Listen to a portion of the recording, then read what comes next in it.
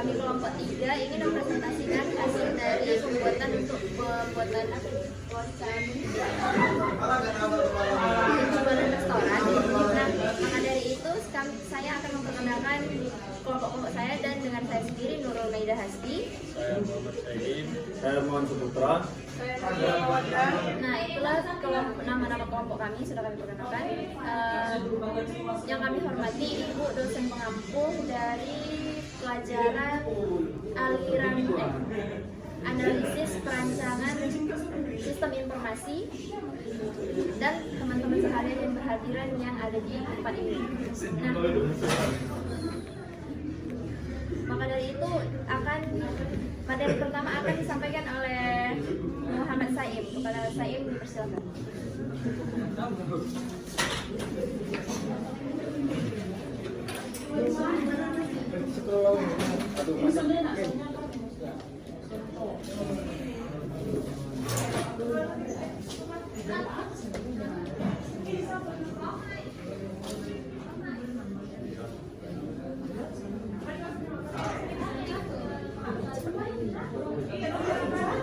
Baiklah, di sini saya akan mempresentasikan tentang hasil lama. Yang pertama, pelanggan dalam restoran. Setelah itu, pelayan melayani pelanggan lalu memberikan buku menu.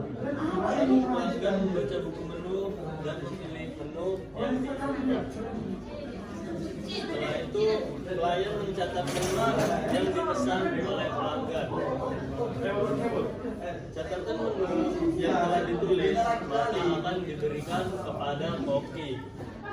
Setelah itu, koki pun memasak menu yang dipesan dan telah siap. Koki mengkonfirmasi kepada pelayan bahwa makanan telah siap dihidangkan. Pelayan lalu mengambil makanan dan menghantarkannya kepada pelanggan. Setelah selesai, maka pelanggan akan pergi ke kasir untuk membayar. Kasir menerima pembayaran sesuai dengan yang dipesan pelanggan. Maka dari itu, kasir membuat setruk pembayaran. Kasir memberi setruk kepada pelanggan bahwa makanan yang dipesan telah siap dibayar. Selanjutnya ada aksi baru penjualan restoran, yang dimana pelanggan memasuki restoran dan disambut oleh pelayan. Pelayan mengantar mereka ke meja yang tersedia dan memberikan buku menu kepada pelanggan. Setelah pelanggan memilih makanan dan minuman, mereka memanggil pelayan untuk memesan makanan. Pelayan mengambil perangkat tablet yang terhubung ke sistem restoran. Pelayan melakukan login ke aplikasi kasir, username, dan password. Aplikasi ini terhubung ke database. Pelayan memilih nomor meja pelanggan, item menu yang dipesan pelanggan di aplikasi.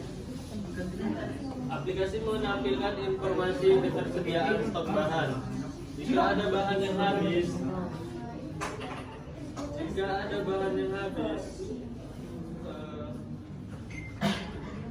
pelayan akan memberitahu pelanggan dan menawarkan alternatif.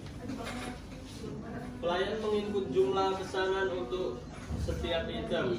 Setelah pesanan diinput, pelayan menekan tombol kirim pesan. Aplikasi mengirim notifikasi pesanan ke dapur melalui jaringan.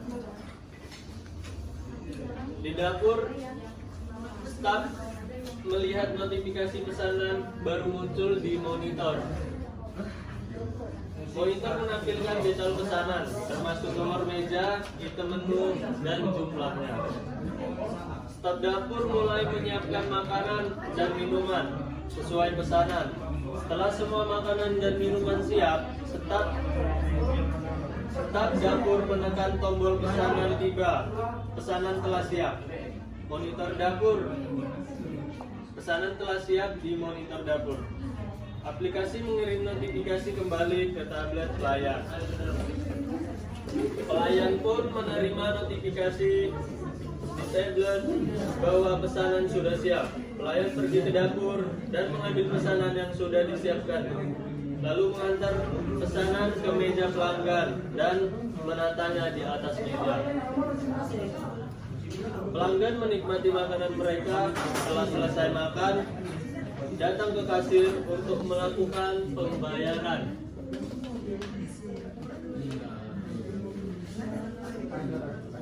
Kasir mengakses data pesanan. Aplikasi menghitung total harga pesanan secara otomatis berdasarkan database.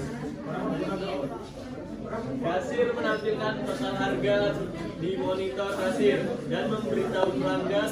Kasir mencetak struk pembayaran menggunakan printer kasir.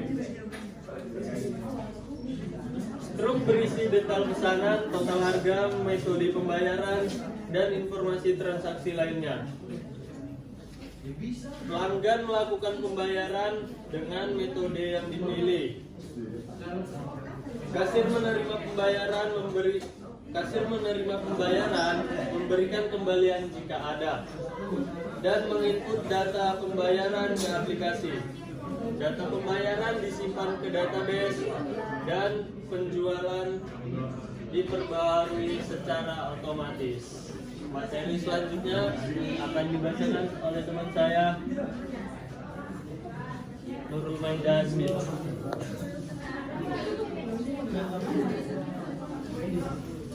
Oke, di sini saya akan melanjutkan hasil presentasinya. Nah, di sini kita masuk ke konteks diagram penjualan dari restoran. Nah, entitas yang ada di dalamnya ada 4, yaitu pelanggan, pelayan, dapur, dan serta kasir. Nah, di dalam pelanggan, pelanggan memberikan pesanan menu dan pembayaran pesanan. Sedangkan Cisco pembayaran memberikan output kepada pelanggan, yaitu buku menu, menerima makanan, dan serta struk. Setelah itu kita masuk ke entitas pelayan. Pelayan memasukkan buku menu,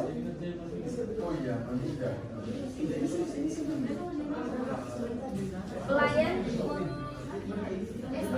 menginputkan buku menu serta input pesanan serta mengantar makanan.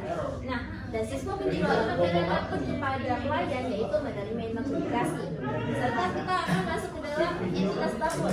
Entitas dapur memberikan entitas dapur yaitu menerima output dari sistem informasi penjualan restoran, yaitu struk. Nah, setelah itu dapur memberikan input kepada kepada Cisco, yaitu menerima notifikasi. Nah, masuk ke dalam entitas kasir, yaitu kasir memberikan ke dalam sistem informasi penjualan, yaitu struk serta menerima pembayaran. Dan Cisco penjualan restoran memberikan output kepada kasir, yaitu struk serta input laporan pendapatan. Dan selanjutnya akan dijelaskan oleh Hermawan Syahputra. Kepada Hermawan Syahputra. Oke, saya akan memberikan materi DFD, data flow diagram, yang diawali dengan pelayan.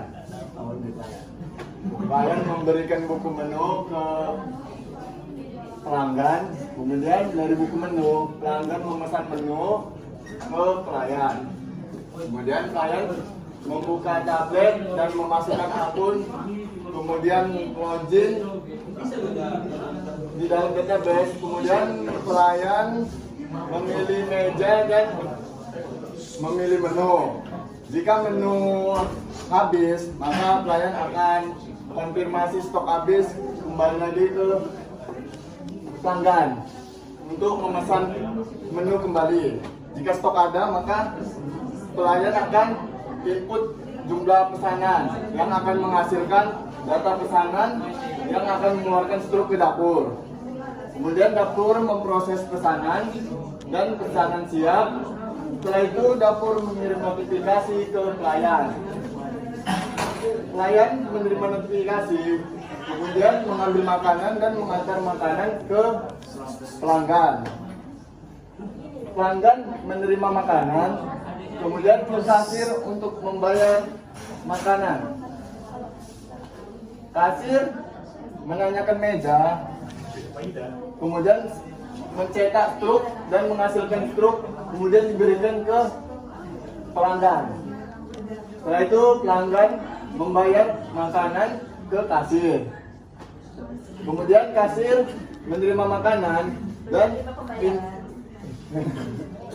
kemudian kasir menerima pembayaran dan menghasilkan dan menginput laporan penjualan dan menghasilkan data penjualan. Oke, materi selanjutnya akan dilanjutkan oleh teman saya Jira.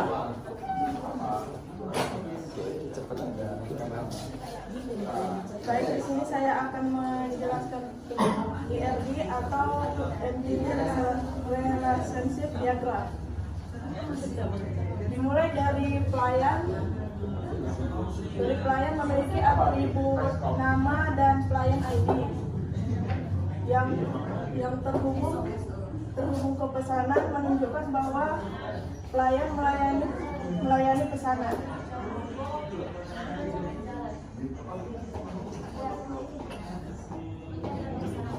Entitas pelanggan berisikan atribut pelanggan ID yang terhubung ke pesanan menunjukkan bahwa pelanggan yang membuat pesanan. Pesanan berisikan atribut pesanan ID, tanggal pesanan, nomor meja, dan status. Pesanan menjadi pusat utama sistem karena berhubungan dengan banyak entitas lain seperti pelayan, pelanggan, dan detail pesanan. Detail pesanan ini atributnya ada detail ID, pesanan ID, menu ID, jumlah, dan permintaan khusus.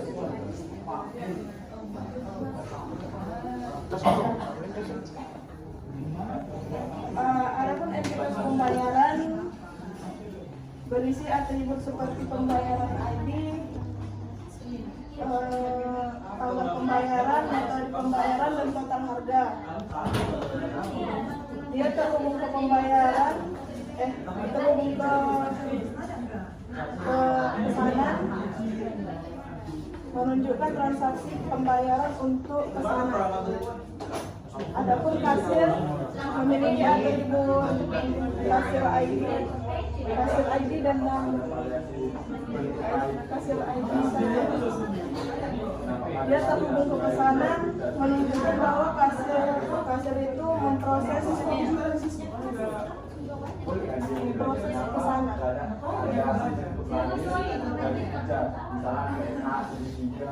Adapun menu berisikan atribut menu ID,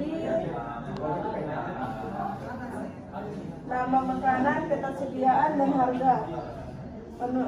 Dia terhubung ke detail pesanan, menunjukkan makanan atau minuman yang dipesan. Berikut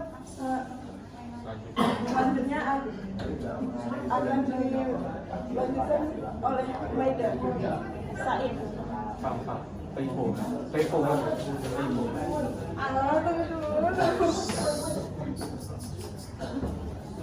di sini saya akan melanjutkan materi untuk program dari penjualan restoran. Tahap awalnya kita melakukan coding, kemudian login, lalu masuk ke menu utama. Menu utamanya terbagi menjadi 6, ada file, transaksi, laporan, manajemen, pengaturan, dan logout. Yang pertama ada file. File berisi data-data seperti data menu dan data bahan. Lalu transaksi. Transaksi menu ini terkait dengan segala aktivitas transaksi, mulai dari pemesanan hingga pembayaran. Laporan. Laporan menyajikan berbagai laporan data seperti laporan penjualan, laporan stok, dan laporan keuangan. Manajemen menu ini digunakan untuk mengelola data yang berkaitan dengan manajemen restoran seperti data pegawai, pelanggan, supplier, dan data meja. Kemudian ada pengaturan. Menu untuk mengatur berbagai pengaturan sistem seperti profil restoran dan pengguna restoran. Kemudian ada menu logout untuk mengakhiri sesi lesson. Selanjutnya akan dibacakan oleh Maida.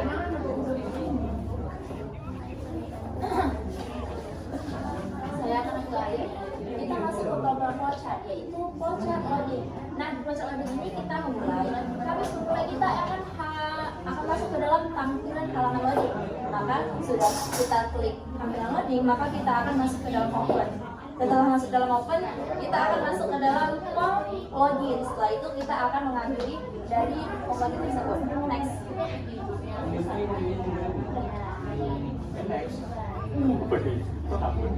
Nah, kita masuk ke dalam flowchart login. Flowchart login. Kita masuk ke menu login itu dan akan mengalir ke set variabel awal. Setelah itu maka akan diproses untuk memasukkan atau menginputkan dari input no HP. Mohon maaf, di sini mungkin ada sedikit kekurangan untuk memasukkan yaitu password. Maka di sini kita hanya akan menginputkan input no HP serta dan password. Maka jika verifikasi kode itu benar, maka kita akan masuk ke dalam menu utama. Setelah itu, jika salah, maka kita akan kembali lagi ke dalam untuk pengulangan penginputan login tersebut. Next. Setelah itu kita masuk ke dalam flowchart menu utama. Nah, kita masuk ke dalam flowchart menu utama. Setelah itu kita masuk ke set variabel awal. Nah, di dalam sini kita akan diproses untuk menginputkan pilihan. Nah, ini pilihan ini ada 5. Nah, jika kita pilih 1, maka kita akan masuk ke dalam file jika benar. Nah, maka jika salah kita akan beralih ke dalam pilihan kedua. Pilihan kedua itu berisikan transaksi, dan jika salah maka kita akan masuk ke pilihan ketiga. Jika benar, yaitu kita akan masuk ke laporan. Setelah itu maka kita akan kembali lagi ke pilihan nomor 4, yaitu berisikan manajemen. Setelah itu pilihan nomor 5, maka kita akan masuk ke pengaturan. Nah, setelah selesai semuanya kita pilih dan kita inputkan, maka kita akan keluar dari menu-menu tersebut. Next. Setelah itu kita masuk ke dalam flowchart menu file. Nah, menu file ini berisikan set variabel awal, maka kita di situ akan disuruh untuk menginputkan pilihan. Pilihan tersebut ada 2, yaitu pilihan 1 jika benar maka kita akan masuk ke dalam data menu. Dan jika salah kita akan dialihkan ke pilihan kedua, yaitu data bahan jika itu benar. Nah, maka jika salah kita akan kembali ke menu utama. Next. Setelah itu kita masuk ke flowchart data menu. Data menu yaitu kita akan kembali ke kita akan masuk ke dalam set variabel awal. Nah, maka di situ kita akan disuruh untuk menginputkan minuman, makanan serta nomor meja, jumlah pesanan. Nah, maka dari situ kita akan disuruh menginputkan pilihan, dan pilihan tersebut ada 5. Jika pilihan 1 kita pilih, maka kita akan membuat simpanan dalam pesanan yang kita inputkan tadi. Nah, maka itu kita pilih nomor 2. Jika itu salah, maka kita akan membatalkannya.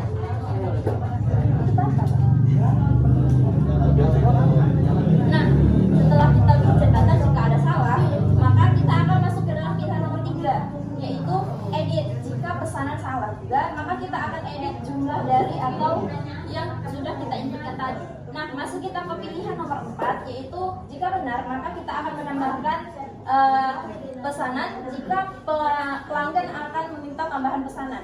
Nah, itu jika kita masuk ke pilihan nomor 5, maka itu akan menghapus data yang salah atau data yang sudah dibatalkan. Nah, setelah itu kita akan keluar dan kita akan kembali ke menu utama. Next. Setelah itu flowchart data bahan. Flowchart data bahan kita akan masuk ke set variabel awal dan kita disuruh menginputkan dari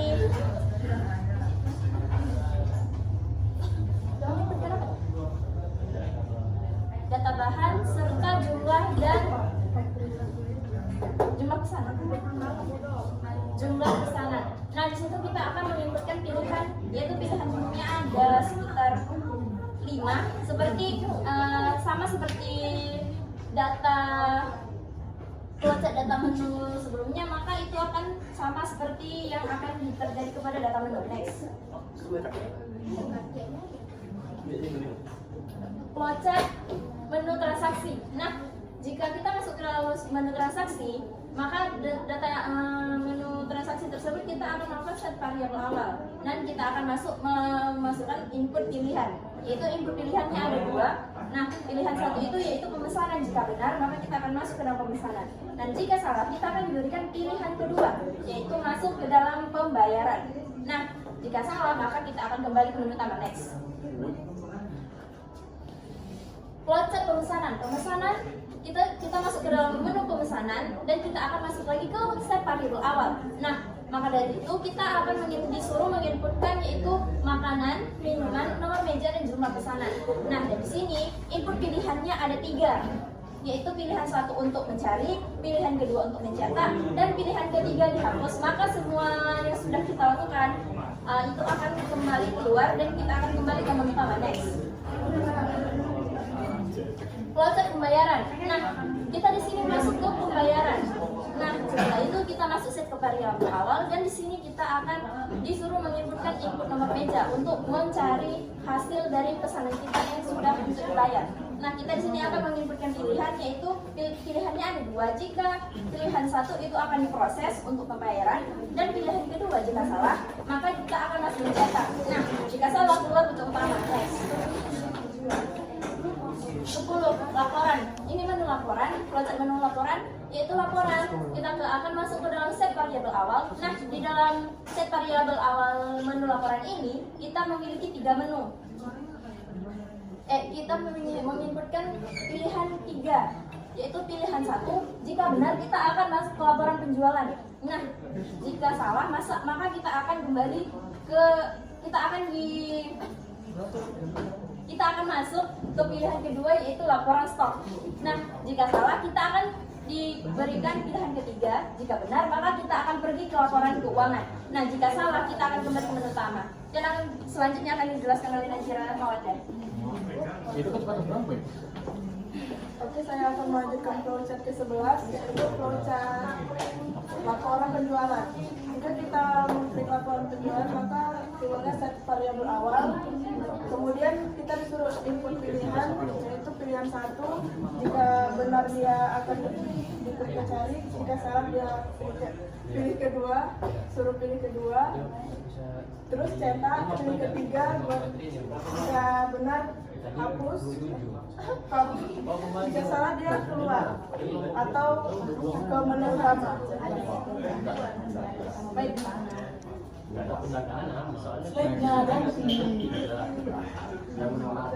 Yang ke-12, laporan stok. Jika masuk ke laporan stok, akan masuk ke set variabel awal, terus input stok lahan, terus input pilihan, kemudian pilih 1, terus cari. Jika ingin keluar, maka dia kembali ke menu utama. Flowchart ke-13 yaitu flowchart laporan keuangan.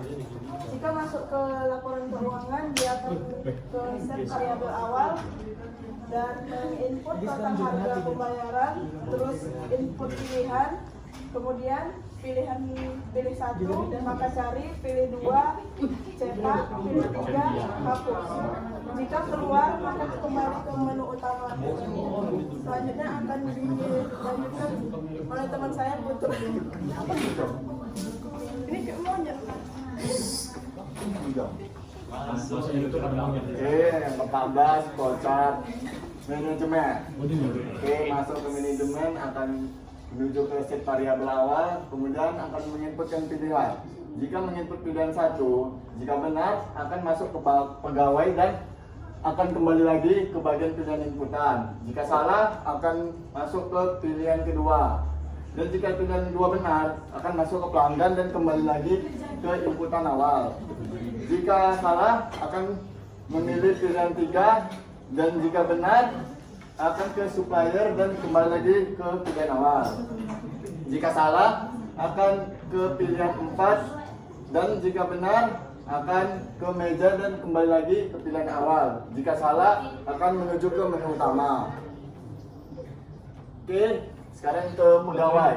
Pegawai set variabel, kemudian ke set variabel awal.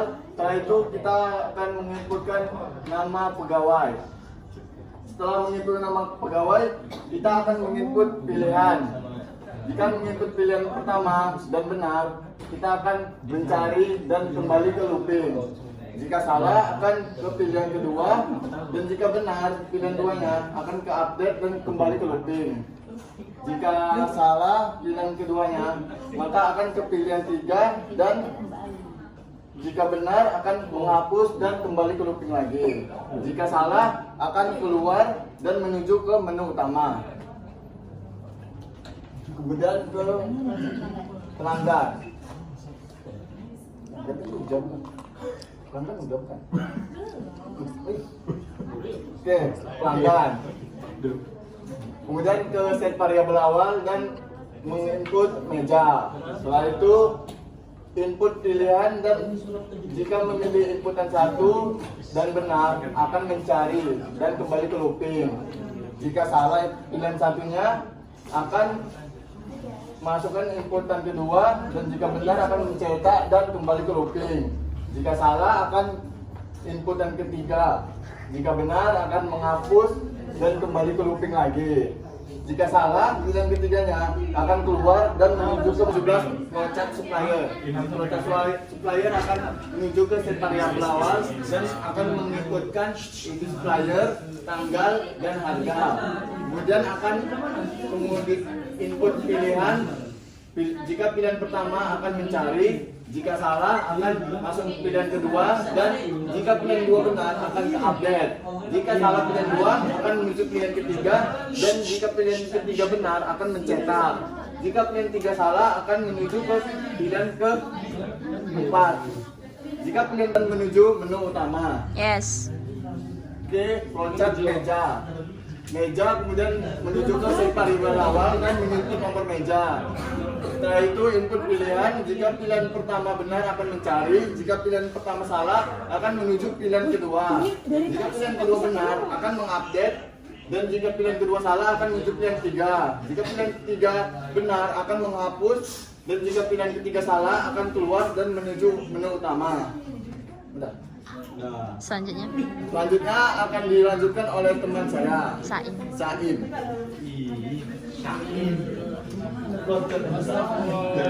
Pak jadi bingung. Nah, saya akan melanjutkan materi flowchart pengaturan. Di sini ada pengaturan proses dimulai dari tahap pengaturan. Kemudian ada set variabel, lalu input pilihan. Jika pilih 1, sistem akan mengarah ke proses pengaturan profil restoran. Dan jika pilih 2, sistem akan mengarah ke proses pengaturan profil pengguna. Jika pilihan bukan 1 atau 2, sistem akan kembali ke menu utama. Next.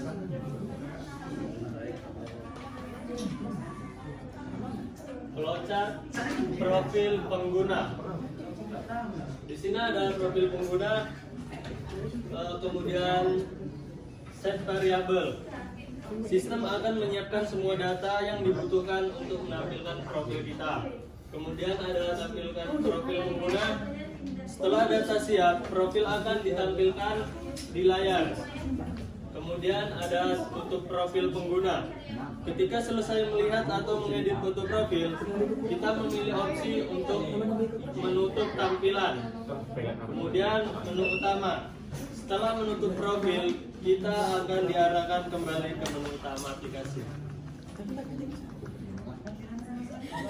Kemudian ada flowchart profil restoran. Yang pertama ada profil pengguna.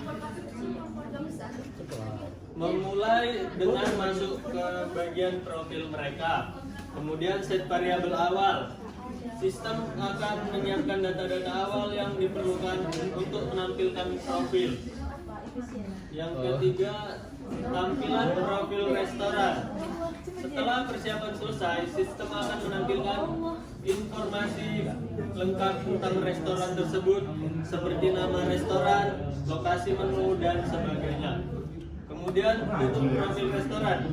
Jika pengguna sudah selesai melihat profil restoran, mereka dapat memilih opsi untuk menutup tampilan profil tersebut. Kemudian yang terakhir, menu utama. Setelah menutup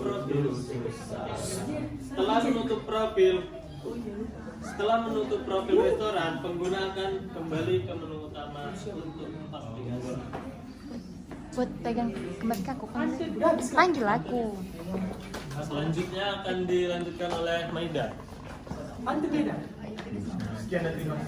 Selesai sudah hasil presentasi kami yang sudah kami tampilkan, maka dari itu jika banyak kesalahan dan serta kekurangan dalam presentasi kami mohon maaf, dan saya akhiri. Wassalamualaikum warahmatullahi wabarakatuh.